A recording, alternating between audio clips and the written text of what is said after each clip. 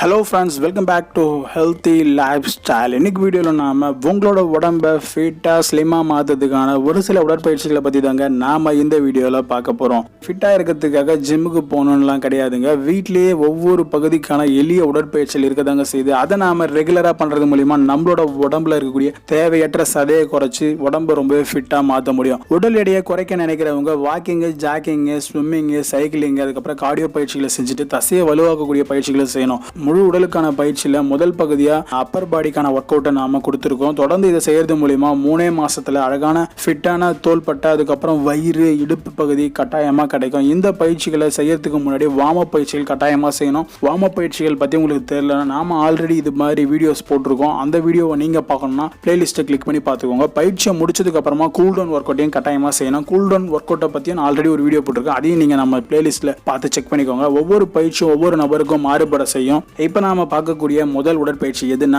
Modified push-ups. தரையில முட்டி போட்டு கைகள் நேரா தரையில ஊனா மாதிரி வச்சுக்கோங்க. பாதங்களை சற்று தூக்கி ஒரு பாதத்தின் மேல மற்றொரு பாதத்தை வச்சு முழு உடலையும் தரைப்பகுதி வரைக்கும் இறக்கணும். ஆனா தரையில படக்கூடாது. பின்னர் பழைய நிலைக்கு திரும்பணும். இதே போல 10 முறை செய்யணும். இதுக்கான பலன்கள் என்னன்னா நெஞ்சு, மேல் வயிறு, கைப்பகுதி, அதுக்கப்புறம் உள் தசைகள், அதாவது கோர் மசில் எல்லாமே நல்லா வலுப்பெறும்.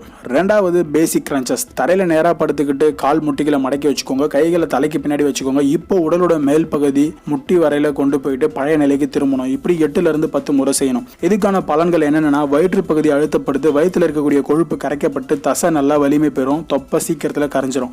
மூணாவது உடற்பயிற்சி லெக் ரோவிங். தரையில நேரா படுத்துக்கோங்க. கைகளை உடலுக்கு பக்கத்துல வச்சுக்கிட்டு உள்ளங்கைகளை தரையில நல்லா பதிச்சு வச்சுக்கோங்க. கால் முட்டிகளை மடிச்சு பாதத்தை மேல உயர்த்துங்க. இந்த நிலையில இருந்துட்டு 2 முட்டிகளையும் மார்பு வரைக்கும் கொண்டு வந்து மீண்டும் பழைய நிலைக்கு கொண்டு போயிடணும். இதை 8 to 10 முறை செய்யணும். இதுக்கான பலன்கள் என்னன்னா கீழ் வயிற்று பகுதியில் இருக்கக்கூடிய கொழுப்பு கரைஞ்சு நல்லா பிளாட்டா ஃபிட்டான வயிறு கிடைக்கும். தசைகள் எல்லாமே நல்லா வலுப்பெறும். டெலிவரிக்கு அப்புறமான பெண்கள் கட்டாயமா இந்த பயிற்சி செய்யறது நல்ல பலனை தரும். அடுத்ததா கிரிஸ் கிராஸ் கிரன்ச்சஸ். தரையில நேரா படுத்துக்கணும். 2 கைகளையும் தலைக்கு பின்புறமா வச்சுக்கணும். இந்த நிலையில இருந்து வலது கால் முட்டியை மடிச்சு காலை வயிற்று பகுதி நோக்கி கொண்டு வரணும். அதே நேரம் உடலோட மேல் பகுதியையும் வயிற்று பகுதி நோக்கி கொண்டு வரணும்.